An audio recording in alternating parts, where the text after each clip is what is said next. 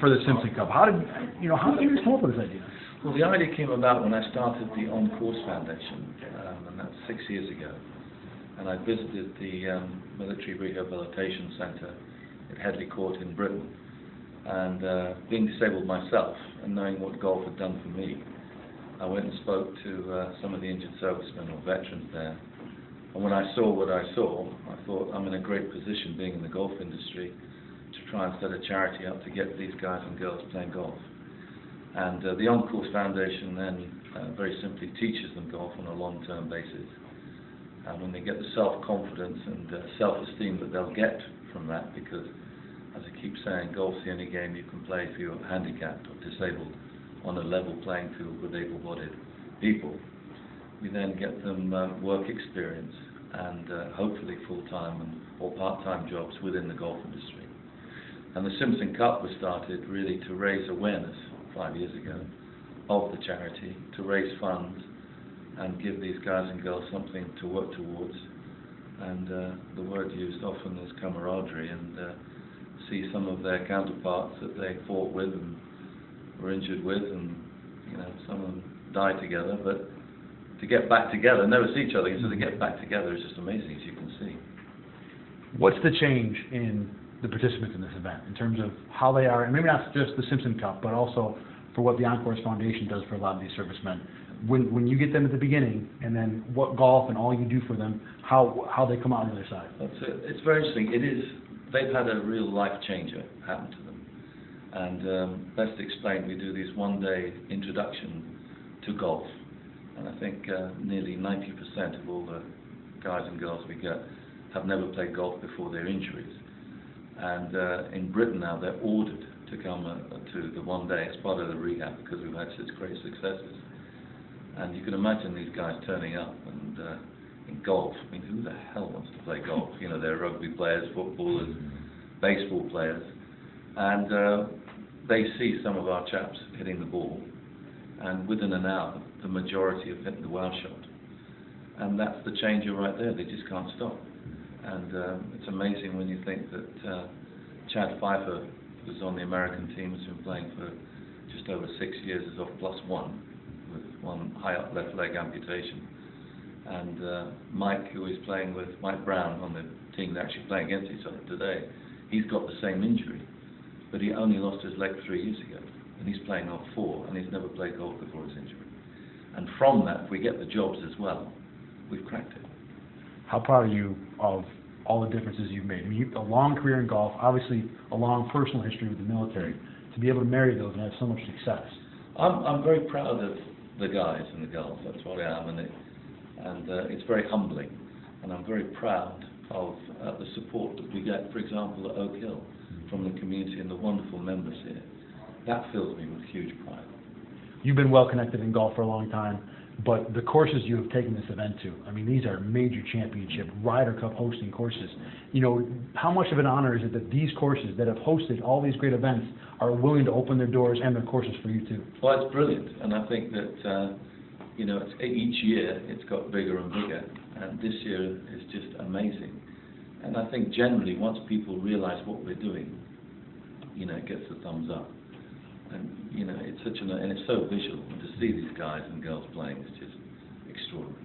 I don't know how unique Oak Hill is. It is the first American Ryder Cup venue you've been to, but to be at a place where it's a Ryder Cup style event, to let these guys walk the same fairways as an actual Ryder Cup, where a place where it happened, is that even a little more fun? Oh, of course it is. And you forget that it was 21 years ago, and some of them didn't know what golf was. So they were, they were playing all their other sports. They had no idea, but the older ones definitely did. But it was saying that, when we first started, we took some 10 Americans, newly injured, and 10 Brits every year to Orlando, to the Marriott Grand Vista there for a week to get going. And as a surprise, I said, our patron, Arnold Palmer, has invited us all over to have a cup of tea or coffee with them this afternoon at Bay Hill. And about over half of them just turned to each other and said, "Who's Arnold Palmer?"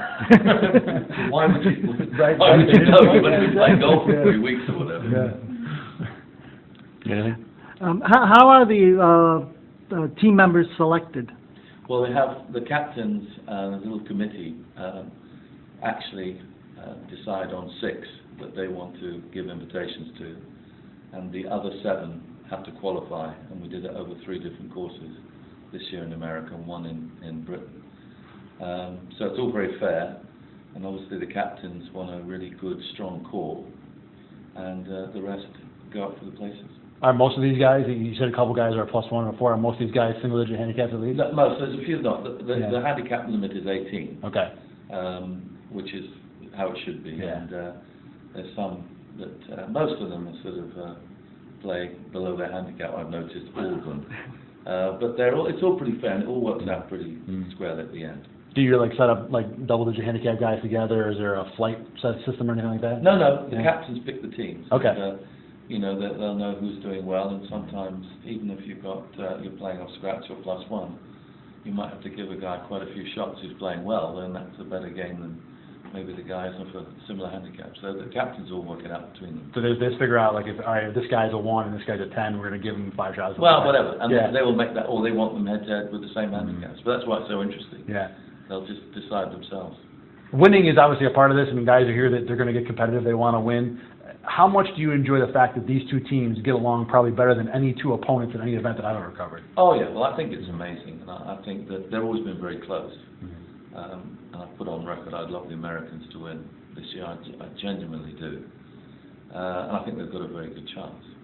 But there's not too many events, and I've been involved in a lot, that when the Brits were arriving from London on Saturday, there were some Americans that arrived early, and they were all down reception waiting for them. That's pretty impressive. Where do we go from here with the Simpson Cup? I mean, is it more courses? Is it maybe more events? I mean, how do you continue to build on what you've already started? Well, the Simpson Cup will be, you know, 1 year here and 1 year we're in Birkdale next year, and we always look for great golf courses. And I think really what we've got to do is really try and grow the on-course foundation. I'm so impressed that the Simpson Cup will grow. We can see that by today, but we've just got to raise the awareness of the charity on what we're doing and raise funds so we can, you know, really help as many as we can. When you think there's over 3 million injured American veterans, that's quite a number. How many do you help? And I think, just so I have it on camera, I know, but the specifics of what you're trying to accomplish with the On-Course Foundation. Well, we're trying to really get them all playing golf. That's the main thing. And I think if we look back in 20 years, I think the main thing will be that not only have we got them playing golf and giving them something to get up for and all the rest of it, but if we actually get them employment within the industry as well, then, as we said, that's what it's all about. And we're a couple of years ahead in Britain, and we've just got our first assistant pro, one of our guys at Bolton Golf Club, playing off 4 handicap now with 1 leg. And we've got fully qualified superintendents. We've got people working in Callaway and just many jobs. We've got over 100 now in Britain alone. So I think that's going to be the key going forward. Are they all specifically golf jobs? No, golf and related. Okay. Some of them, it's a job that, I don't know, a dream job. One of the chaps has just started work experience with Bentley. So, you know, he loves cars. So I asked him if I could swap and have a go at them myself. How many people are in On-Course Foundation or participating in it maybe on a yearly basis? Well, it's hundreds of thousands. It's growing all the time because, you know, America is such a vast place. And there are so many good charities, military charities, and so many charities everywhere. You know, you've got to start small. You've got to say what the difference is. We're not just another military charity with great respect. We're specifically a niche teaching golf and jobs.